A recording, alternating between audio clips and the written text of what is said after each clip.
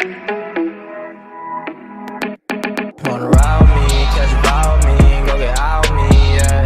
Shawty, I'm a riding G, I'm a die in peace, I'm a ride.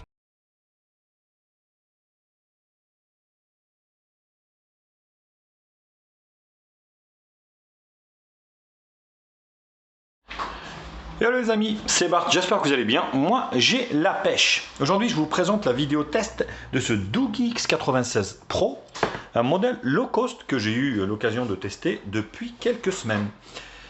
Bien sûr, ce test suit une vidéo de déballage que j'ai fait il y a un mois à peu près pour vous présenter le contenu et la première prise en main, le contenu de la boîte bien sûr, et la première prise en main de ce smartphone. Comme d'habitude, bien sûr, n'hésitez pas à liker la vidéo, à la partager sur les réseaux sociaux, me mettre également en pouce bleu si cette vidéo vous a plu. Abonnez-vous à ma chaîne, c'est gratuit. Vous pouvez me soutenir que par votre abonnement.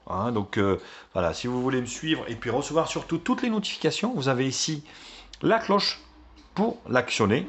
Et voilà, en dernier recours, si vous voulez vraiment m'aider, ça pourra que m'aider bien sûr, vous pouvez faire un don à la chaîne. Vous avez bien sûr tous les liens dans la description. Première partie, présentation et spécifications. On va revoir le look du smartphone. Un smartphone donc low cost qui vaut à peu près 100 €, 110 €, 100, qui a des specs assez intéressantes pour cette gamme tarifaire. Je sais qu'il y en a qui n'ont pas beaucoup d'argent, ils souhaitent avoir quand même un smartphone pratique, fonctionnel, et puis voilà, avec un minimum, on va dire, de puissance, et puis un minimum, on va dire, de confort et de confort d'utilisation.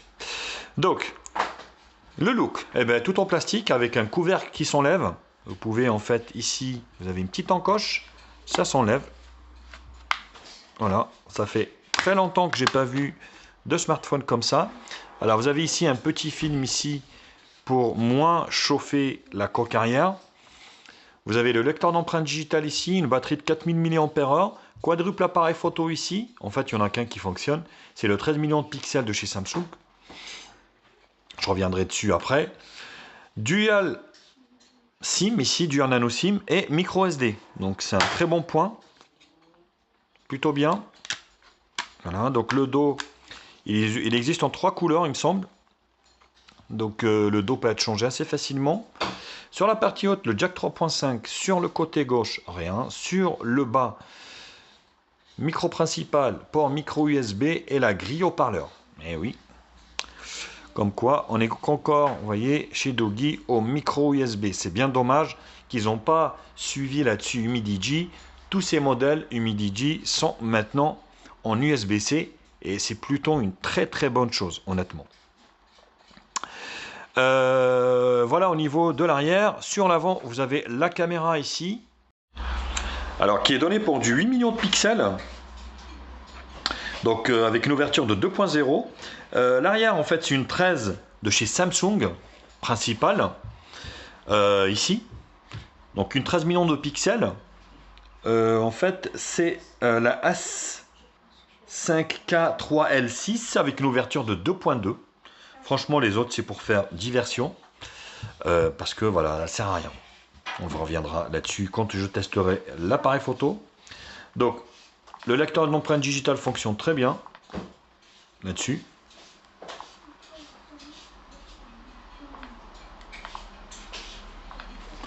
Voilà, ça fonctionne bien. Et la grille haut-parleur ici, je ne sais pas si vous la voyez. Voilà. Et vous avez également le Face ID. Voilà. Vous voyez, mes mains sont là. Il fonctionne également bien. Voilà. Donc le Face ID fonctionne très très bien également. Au niveau du processeur, donc on est sur un SC9863. Donc ça ne vous parle pas forcément, c'est normal. C'est ni MediaTek ni Qualcomm, c'est un Speedstrom, un truc comme ça du genre. Un octa-core. Pourquoi pas, ça monte. Enfin, moi j'ai pas eu de difficulté, ça fonctionne plutôt très bien sur ce smartphone. Rien à dire, une batterie de 5400 mAh, 4 Go de RAM, 64 Go de stockage extensible. Vous avez donc au niveau des dimensions, vous avez fait 165,2 au niveau de la longueur, sur 76,7 au niveau de la largeur, sur une épaisseur de 9,7 mm. Le poids, 198 grammes. Donc il n'est pas très très lourd, ce qui est plutôt bien. Donc l'appareil photo, j'en ai parlé. Qu'est-ce que je peux vous dire d'autre? Donc il existe en bleu, il existe en noir. En fait, voilà, il est en rouge également. Donc il existe en 3 couleurs. En fait, vous avez ici la couleur verte avec, vous avez ce sorte de relief, vous voyez, un peu comme les griffures de panthère. Ce qui est plutôt sympa, hein. Franchement c'est sympa. Après je déplore le fait que vous n'avez pas de coque silicone malheureusement qui a été livré avec. Voilà, donc vous avez bien une protection d'écran qui est dessus, mais pas de coque silicone malheureusement. L'écran qui est donné pour 6.52 pouces, résolution HD+, 720 x 1600 pixels. Voilà, ça fait le taf, donc ça fait largement le taf. Le petit octa-core, donc il est cadencé à 1 Go 6. Voilà, il fonctionne bien pour tout ce que vous avez à faire dessus. Vous avez en fait un GPU, le PowerVR GE8322. Voilà, donc ça fera fonctionner les jeux du Play Store, pas les gros jeux, pas Fortnite non plus, ça sert à rien de me demander. Mais voilà, les autres jeux, ça fonctionnera plutôt pas mal. Donc les appareils photo, donc il y a un 13, vous avez un 2 millions de pixels pour le mode portrait, vous avez également un 2 millions de pixels pour le mode macro et un 2 millions de pixels pour le flou artistique, soi-disant. Petite mouche ici, là, la petite mouche qui veut participer à la vidéo. Alors il est Full 2G, Full 3G, la 4G, il manque la B28, il est dual Wi-Fi ABGN, donc 2.4 et 5 GHz. Il est Bluetooth 4.2. Voilà, donc après, voilà, il manque la B28 pour les chers FreeNote, mais malheureusement, elle n'y est pas. Donc à tenir compte si c'est vraiment un critère pour vous. L'écran est lumineux, donc ici vous avez le volet ici, donc des raccourcis. Donc c'est légèrement surlooké. Voilà. Donc vous n'avez pas de tiroir d'application, t'étais sur ici l'écran. Donc en appuyant ici, vous donne accès fond d'écran, paramètres ici. Afficher l'application, vous voyez, vous avez quelques styles d'accueil. Vous pouvez mettre éventuellement le tiroir d'application. Vous voyez ici. Vous pouvez le ressortir. Vous voyez, assez facilement avec les réglages. Donc, les réglages justement, on va en parler.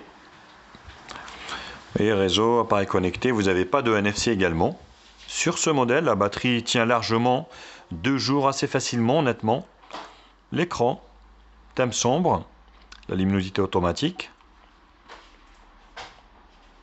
Voilà, vous pouvez l'adapter assez facilement. Vous avez la navigation par geste également. L'écran, le son. Vous allez voir le son. Je vais vous faire écouter le son. Voilà, il n'est pas très puissant, mais ça fait le taf. Option avancée ici. Confidentialité, localisation, sécurité. Vous avez verrouillage de l'écran, le Fast Unlock, j'en ai parlé. Contrôle intelligent. Saisissez l'appareil et double-clic en un point. Voilà. Saisir le téléphone pour consulter, mouvement intelligent. Bon, ben, c'est des petites applications. Système, ici. Et à propos du téléphone, vous avez des mises à jour locales. Donc on est bien sur le X96 Pro. 4 Go de RAM, Android 11, ce qui est plutôt très bien avec un correctif du 5 avril. On n'est pas vieux, c'est pas vieux. Au moment où je fais cette vidéo, on est en juillet 2021. Vous voyez. Voilà, on est sur Android 11 qui fonctionne plutôt bien. Le build ici.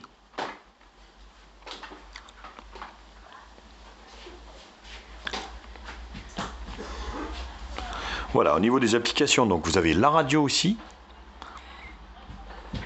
Voilà, vous avez une icône aussi du Fast Unlock directement que vous pouvez paramétrer. Vous voyez. Et un téléphone est fait pour téléphoner. Je vais vous faire écouter le son du haut-parleur.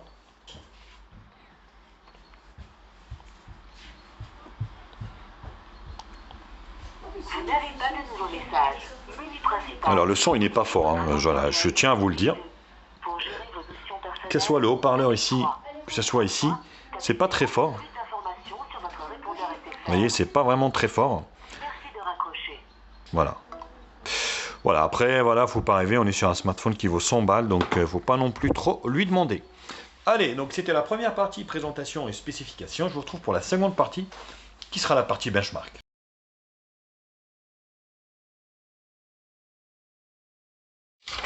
Au niveau des benches, donc on est sur un score, bien sûr low cost, de 90 404. Faut pas rêver, on est sur un smartphone low cost. Je tiens à le préciser. Le multitouche ici, on est sur du 5. Donc pas de manque de réactivité au niveau de sa dalle. Ça fonctionne plutôt bien. La couleur, bon, c'est pas, voilà, c'est pas le plus dégueu que j'ai vu. Honnêtement, je trouve même mieux que le A12 de chez Samsung. Voilà, donc je tiens à le préciser parce que voilà, c'est pas le plus dégueu, hein. Franchement, voilà, ça, pour 100 balles, vous avez quand même un écran qui est assez lisible. Alors les profondeurs des couleurs, bien sûr, ne sont pas très profondes, mais ça fonctionne plutôt pas mal. L'appareil X96 Pro. Donc vous avez la puce graphique ici, vous avez la résolution de l'écran, 4 Go de RAM, il en reste 2.23 et 64 Go. Voilà, l'écran, la résolution. Vous avez ici donc la caméra avant et arrière, la batterie, Android 11. Petit processeur, franchement, qui fait le taf. Je ne connaissais pas du tout. Alors au niveau des capteurs, vous n'avez rien, sauf l'accélération, capteur d'accélération. Vous avez aussi le capteur de lumière et capteur de proximité et les mouvements de pas. Voilà. Donc vous n'avez pas toute la clique, mais c'est déjà pas mal. Voilà, donc je vous fais voir ce petit processeur, Speedstrom, un truc comme ça du genre. Assez chelou comme marque d'ailleurs. Voilà, donc un octa-core cadencé 1 Go 6. Le X96 Pro de chez Doogee. Le système API Level 30, Android 11. La batterie tient bien. Et les sensors ici. Vous voyez. C'est quand même pas si mal.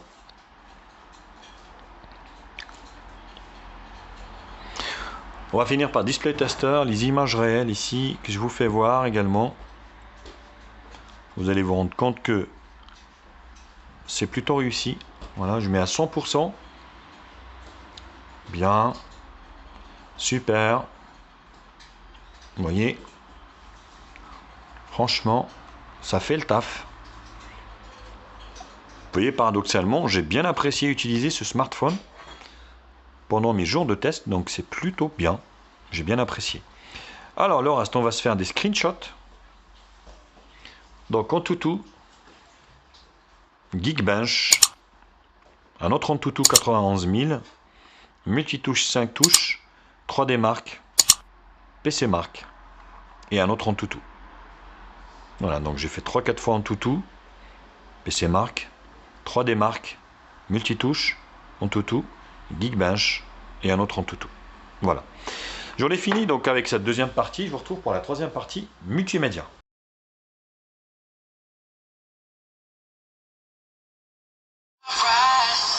Bon, le son, on commence par le son. Bon, c'est pas terrible, hein. Honnêtement, je vous le dis.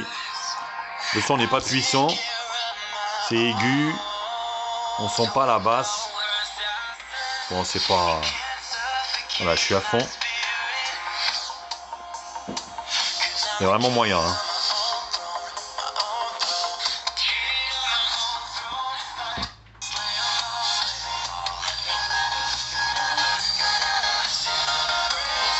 Bon, ça fait un peu bruit de casserole. C'est vraiment moyen, quoi, hein. C'est pas terrible, quoi.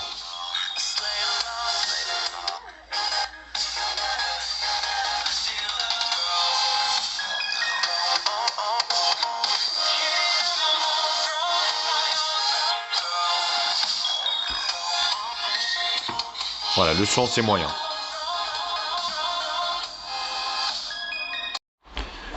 Alors contrairement au son, la vidéo est quand même assez satisfaisante, pas de bug au niveau du logiciel ni rien. Voilà, vous allez pouvoir profiter de tout l'écran. Comme ça vous voyez en résolution HD bien sûr. Mais j'ai trouvé que le résultat était pas si mal franchement pour la tarification. Hein, je le rappelle, on parle d'un smartphone qui vaut 100 balles voire moins. Tout dépend bien sûr, je vous mets un lien d'achat en bas dans la description. Je vous conseille de l'acheter sur Amazon. Au moins vous bénéficierez d'une garantie de 2 ans sur le site. C'est plutôt pas mal. Au lieu de vous faire chier à renvoyer ça en Chine. Puis maintenant avec la TVA ça devient moins intéressant d'importer de Chine. Donc vous voyez c'est plutôt réussi au niveau du rendu de ce smartphone. Donc c'est un bon point là-dessus. Vous voyez. Alors j'ai pas eu de difficulté à m'orienter avec le GPS de ce smartphone. Vous voyez, donc il détecte facilement, donc il vous affiche pas à 4 mètres quand vous roulez avec, il décroche pas. Donc c'est plutôt un bon point. Alors la partie jeu, on commence par Subway Surfer, l'indémodable Subway Surfer qui change à chaque fois de décor. Et bien vous allez voir qu'il fait des merveilles ce petit processeur. Vous voyez, pas de lag de constater dessus, rien à dire. Ce Speedstrom, petit processeur. Je crois que Xiaomi aussi va sortir un low cost avec ce processeur d'ailleurs, ou un autre de cette marque. Parce que c'est des processeurs qui sont moins chers que les Mediatek maintenant, qui commencent à prendre de la valeur et de l'ampleur et de la puissance. Ce qui fait que bah, c'est plus cher. Du coup, on se rabat sur le moins cher. Et le moins cher, eh ben, c'est ce processeur qui franchement fait beaucoup mieux que d'autres de chez Mediatek, je trouve.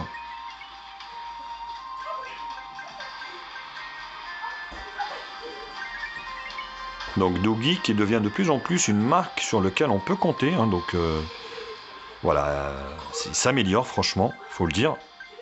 Après, entre nous, hein, ça sera jamais comme du Xiaomi ou du Realme ou du Oppo. Faut pas rêver, hein, ça restera une marque low cost.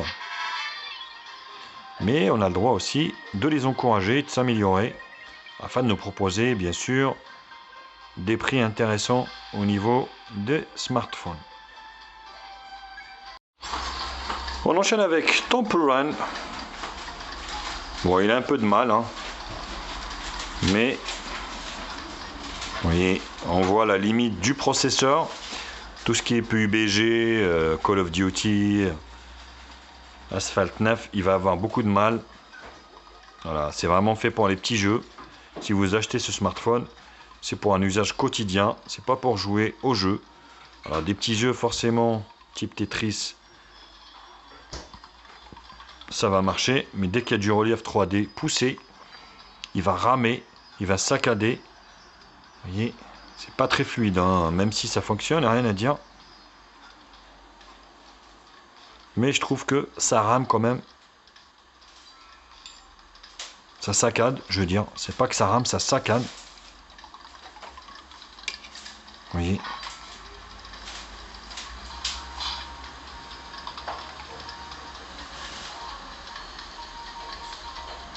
Mais c'est jouable.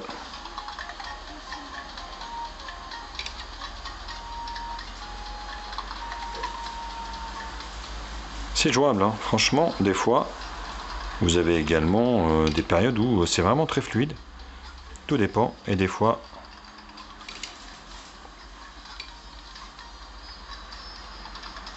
Voilà, donc c'est plutôt, voilà, c'est jouable.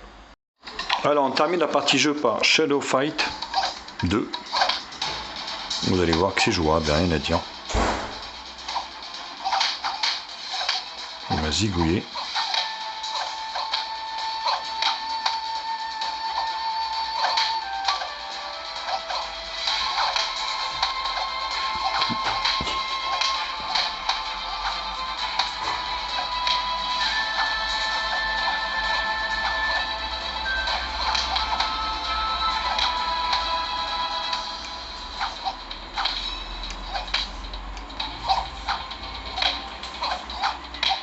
Oula. Ouais, c'est plutôt voilà, réussi. Hein.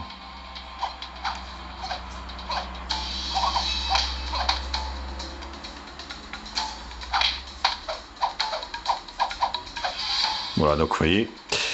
Donc les petits jeux comme ça passera largement sur ce smartphone. L'appareil photo de ce smartphone. Donc vous allez voir, c'est plutôt moyen. Alors vous avez du HDR automatique ici, vous avez, si vous mettez le flash automatique, donc le HDR auto il s'enlève. Vous pouvez mettre HDR auto et puis AI. Donc automatique, manuel, portrait, panorama. Portrait ici, manuel, automatique, vidéo. Vous pouvez prendre de la vidéo ici en Full HD.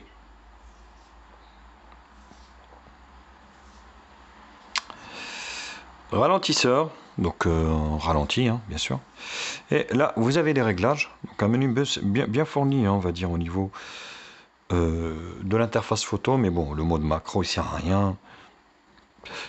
Voilà, pas mal de choses qui ne servent à pas grand chose ici. Voilà, vous avez prise de vue ici, mode nuit.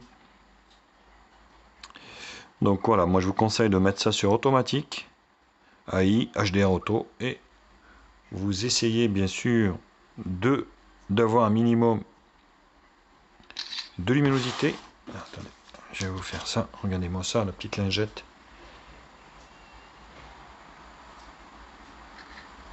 Voilà. Donc quand vous avez une luminosité assez satisfaisante, ben, le résultat est assez satisfaisant. Franchement, pour cette gamme de prix, plutôt pas mal. Voilà, avec ce 13 millions de pixels de chez Samsung. Et vous avez ici donc la caméra de devant. Wistiti. Alors, vous avez eu le bug. Voilà. Voilà, donc ça bouge tout seul ici.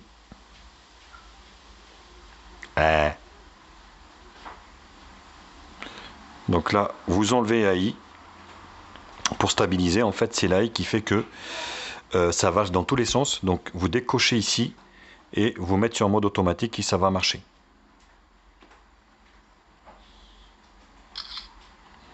Dès que vous mettez en fait, c'est un bug au niveau de la ROM, hein, forcément. Après, le résultat, voilà, ça passe. Hein, voilà, pour 8 millions de pixels. Bien sûr, à condition d'avoir de la luminosité satisfaisante. Donc portrait, panorama, vous voyez là ça bug plus. Portrait, manuel, automatique ici. Et vous avez la vidéo, vous pouvez prendre de la vidéo ici, donc en Full HD également. Voilà, donc décochez sur la face avant ici, vous décochez AI. Dès que vous mettez AI, c'est une cata, donc ça va dans tous les sens. C'est un bug de la ROM, mais c'est pas trop méchant. Franchement, voilà, je lui tiens pas rigueur au vu du prix. Je vais pas lui tenir rigueur. Bien sûr, comme d'habitude, pour juger vous-même de la qualité de l'appareil photo, je vous en ai fait plein, comme d'habitude à l'extérieur. Je vous laisse voir la vidéo, les photos et vidéos prises à l'extérieur. Lâchez-vous dans les commentaires. Dites-le moi ce que vous en pensez de ce Doug X96. Puis moi, je vous retrouve pour la dernière partie qui sera la partie conclusion.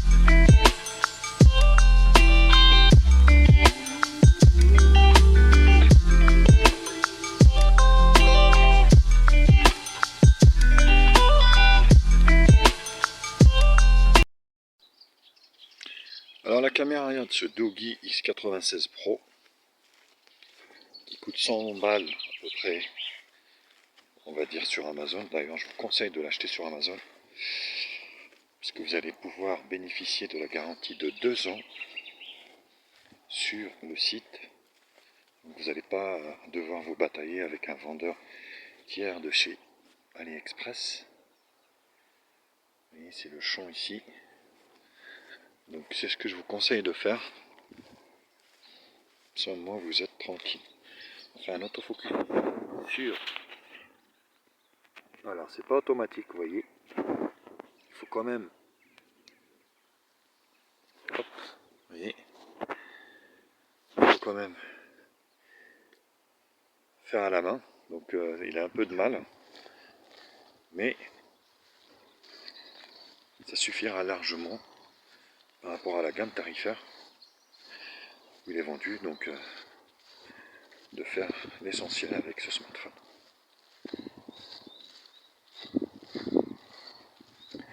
Il y a un petit passage ici. On va revenir sur un ancien site où je faisais mes tests. Allez. Hop. Et voilà.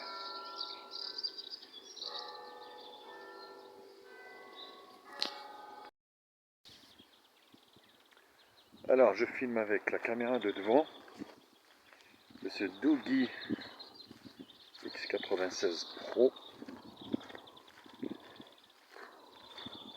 Bon, ça m'a l'air correct. Ça m'a l'air assez correct. Hein. Voir maintenant ce que ça donne au niveau de l'écran d'ordinateur. Ça c'est une autre manche, une autre partie. Mais franchement, voilà.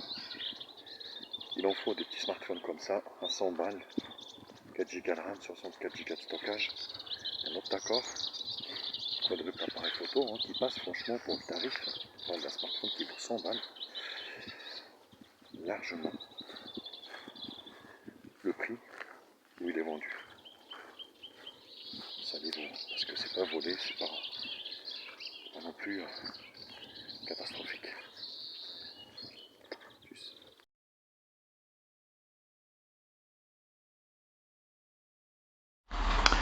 Alors, résultat des choses pour ce Doogee X96. Franchement, voilà, moi il m'a bien plu. Il m'a bien plu. Voilà, donc vous avez en fait un dos ici. Bon, il prend les traces de doigts, ça c'est clair. Un dos en plastique qui est beau. Donc une grosse batterie de 5150 mAh qui va lui procurer 2 jours d'autonomie. Un écran de plus de 6,50 pouces HD+, largement suffisant. Une puissance suffisante pour faire les tâches du quotidien d'un smartphone. Vous avez un lecteur d'empreintes digitales qui fonctionne bien. Voilà, donc il faut déverrouiller dans un premier temps. Et puis là, voilà. Vous avez le Face ID également qui fonctionne plutôt bien sur ce smartphone. Vous avez un petit bug au niveau de la ROM. On va dire au niveau du Face ID, enfin au niveau de la caméra de devant, selfie. Il faudra décocher AI, l'intelligence artificielle, pour figer en fait le mode photo. Sinon, en fait, ça va valser dans tous les modes et c'est pas terrible. Voilà, le son très moyen, la puissance, il n'est pas assez puissant au niveau du haut-parleur également. Voilà les défauts que je peux dire pour ce smartphone. C'est vraiment la puissance du haut-parleur ici. Vous avez également le manque de la coque silicone, malheureusement. Oui, malheureusement, ben, mine de rien, vous en recevez le truc. On a plus l'habitude maintenant d'avoir, on va dire, une coque silicone pour protéger votre écran que voilà. Donc là, il va falloir racheter une coque et puis voilà, donc avant de l'utiliser. Sinon, voilà, c'est un smartphone que je vous conseille parce que voilà, j'ai pris un immense plaisir à l'utiliser. Mais écoutez, après à vous de juger, à vous de voir. Voilà, vous avez vu le test, vous avez vu mes conclusions, à vous de voir également. Voilà, bah écoutez, bien sûr, comme d'habitude, abonnez-vous à ma chaîne. Vous pouvez me soutenir en vous abonnant, c'est gratuit pour vous, mais moi, ça m'encourage à en faire d'autres. Mettez-moi un pouce bleu, partagez la vidéo sur tous vos réseaux sociaux. Donc, vous avez un lien d'achat en bas dans la description. Passez également par mes liens d'achat, ça pourra m'aider également. Et puis, en dernier, vous pouvez faire un don, vous avez les liens dans la description. Allez, je vous quitte et je vous dis à très vite. Tchuss!